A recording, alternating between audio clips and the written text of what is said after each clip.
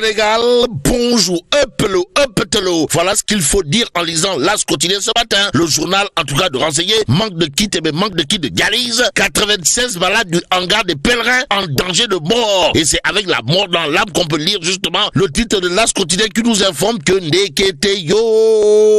Ndeketeyo, 96 malades du hangar des pèlerins en danger de mort à cause d'un manque de kits de dialyse. On est où là? C'est l'interrogation qui s'imposerait aussi. Tribune quotidienne de nous apprendre que dans le monde paysan. Vous le déconnez? Bon, entre greniers vides et cherté des denrées, la famine guette les paysans du bassin arachidier. C'est le titre qui barre la une de Tribune quotidienne ce matin. Le journal du groupe des médias, en tout cas, de renseigner des paysans des paysans qui sont entre le marteau de l'inflation et l'enclume de la mauvaise récolte d'arachide, pour ne pas dire la piètre récolte d'arachide. Y a-t-il lieu là de dire bon, ils sont obligés de bazarder, de faire du water de leur provision de mil et de maïs pour acheter du riz. Renseigne Tribune quotidienne ce matin. Le journal du groupe des médias, en tout cas, d'ajouter, le Sénégal fait toujours partie des pays qui ont besoin de l'aide alimentaire. Quoi qu'il en soit, entre greniers vides et cherté des denrées de première consommation, la famille guette les paysans du bassin arachidier. Renseigne Tribune quotidien qui explique qu'en réalité, les paysans sont aujourd'hui entre le marteau de l'inflation et l'enclume de la mauvaise récolte d'arachide. Bon, restons avec Tribune quotidien qui s'intéresse à l'actualité autour de l'appel au dialogue du président de la République. En tout cas, Thierno Alassane Sall, comprenez, TAS, annonce un boycott tout en refusant catégoriquement la main tendue de Diomaye. Waouh. Bon, selon Thierno Alassane Sall, toujours dans Tribune quotidien, les conditions d'un dialogue véritable ne sont pas, alors là, pas du tout réunies. Aussi, l'homme de marteler, toujours dans le journal du groupe des médias, le processus annoncé ressemble davantage à une opération de communication politique dont les conclusions semblent déjà écrites par le régime qu'à une véritable concertation nationale. Actualité nationale avec les Échos quotidiens qui, à propos justement du dialogue politique, nous informe que Thierno Alassane Sall suspecte une volonté de prendre les enfants du bon Dieu pour des canards sauvages. Bon, dialogue national, Thierno Alassane Sall dit niet moukou à Diomaye, révèle les Échos favorables ou pas. En tout cas, Walf quotidien toujours à propos du dialogue national, d'indiquer déjà des chaises totalement, pour ne pas dire complètement, et voire carrément vide. La preuve avec TAS, comprenez, Thierno Alassane Sall qui annonce la couleur. Et pendant ce temps, Enquête quotidien s'intéresse aux ressources naturelles avec le rapport de l'ITIE.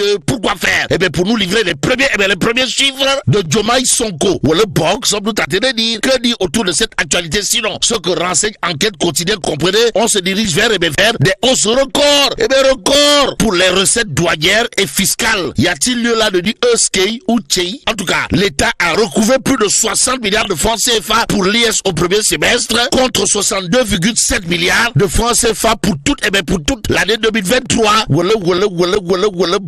Sans doute à te dire. Que dire autour de cette actualité d'après toujours Enquête sinon? La DGID mobilise 159,7 milliards de francs CFA. Les douanes 45,5 milliards de francs CFA. Informe toujours Enquête. Bon, y a-t-il lieu là de dire gongo?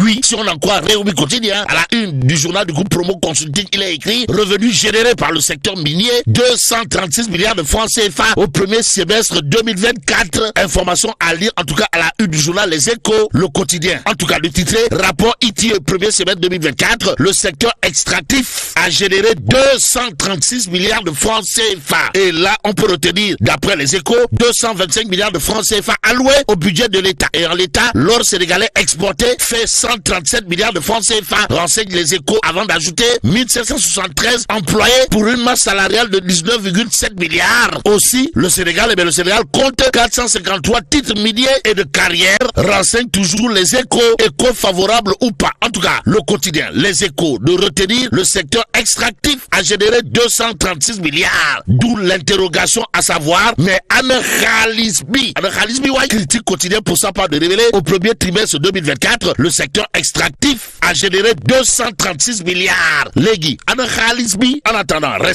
restons avec Critique Quotidien qui, dans ses colonnes, nous informe que celui qui travaille vite et bien, c'est le patron de la Chambre des commerces et d'industrie de Dakar, Abdoulaye Sow. En tout cas, l'Union nationale des chambres de commerce, d'industrie et d'agriculture du Sénégal, par la voix de son président, le grand Abdoulaye Sow, s'est engagé lundi dernier à accompagner le gouvernement du Sénégal dans sa nouvelle politique de décentralisation à travers la mise en place des pôles territoires. Nous livre bien entendu Critique Quotidien dans ses colonnes. Le journal d'indiquer ce que dira bien entendu Abdoulaye Sow, patron de l'Union nationale des chambres de commerce et d'industrie d'agriculture du Sénégal, mais aussi patron de la Chambre de commerce de Dakar, à savoir, nous nous engageons à accompagner le gouvernement à travers le ministère de l'urbanisme, des collectivités territoriales et de l'aménagement du territoire dans sa nouvelle politique de décentralisation visant à mettre en place des pôles territoires partout au Sénégal. Voilà, bon, sommes-nous en train de dire. Que dire d'autre? Que dire autour de cette actualité sinon que Abdoulaye Sow, président de l'Union nationale des chambres de commerce du Sénégal, mais aussi président de la Chambre de commerce, d'industrie et d'agriculture de Dakar, qui en marge de l'Assemblée générale décentralisée de l'Organisation nationale des chambres de commerce à Kaffrine, n'a pas manqué de dire: nous félicitons les autorités pour cette nouvelle vision et nous sommes déjà prêts à rassembler tous les corps de métier à Kaffrine à travers un projet d'aménagement de 20 à 30 hectares pour accompagner les chefs d'entreprise, dira en tout cas le grand Abdoulaye Sow, patron des chambres de commerce du Sénégal, nous livre Critique. Et pendant ce temps, Source a de nous donner des informations du mouvement YIT Sénégal qui célèbre la réussite de 1550 jeunes formés à divers métiers pour lutter contre le chômage et promouvoir l'entrepreneuriat. En tout cas, 3 ministres répondent à l'appel. C'est ce que nous livre bien entendu Source A. Le journal d'ajouter, ces jeunes sont formés au métier de pavage, de la topographie, du permis de conduire, des techniques de vente et entre autres. Ainsi, Source A de nous apprendre Amadou Gueye, ou la cheville ouvrière de ces réalisations, compte poursuivre ce travail tout en s'engageant à mettre en œuvre la caravane YIT Sénégal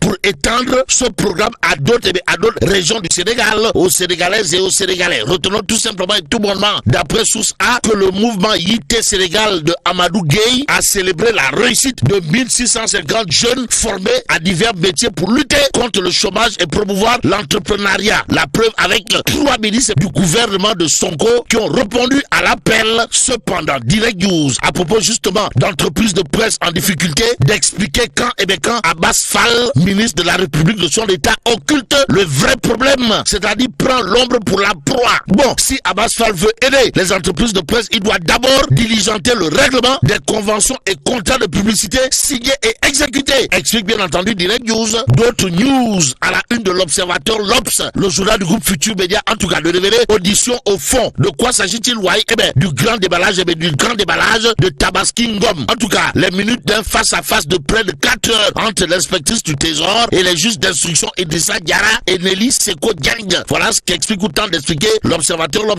ce matin. Dans le journal, on peut lire les mots forts de l'ex-agent comptable particulier de la CRSE. La décharge de 200 millions de francs CFA et l'audio explosif. Bon, Momad Ba, ex-DG de la Prosi, attendu demain de pied ferme au pool financier, nous livre l'Observateur l'Obs avant d'expliquer pourquoi. Eh bien, pourquoi Moustapha Diop n'est pas encore, alors là, pas du tout encore confronté à son accusatrice. Accusé, levez-vous, voilà bientôt ce que vont entendre certains ministres de l'ancien régime, et c'est à plein régime que tout Sud Quotidien, histoire de révéler examen de la résolution de mise en accusation devant la haute cour de justice de Mansour Faye et Ismaïla Madiop Fall et compagnie. 48 heures, et bien 48 heures chrono, d'où notre intérêt de prendre en tout cas le point actu. Le journal parle de séance plénière pour examiner la mise en accusation de 5 anciens ministres. Bon, le sort de Moustapha Diop, Amadou Mansour Faye, Sophie Gladima Sibi, Ismaïla Madiop Fall et Ndeye Sali Diop Dieng, scellé le 8 mai prochain. En tout cas, depuis Idi, le point actu explique que ce sera la première fois que d'anciens ministres seront traduits devant la juridiction. En attendant, restons avec le point actu qui, à propos de la délégation de l'ancien président Macky Sall au Dakar de Medina Gounass,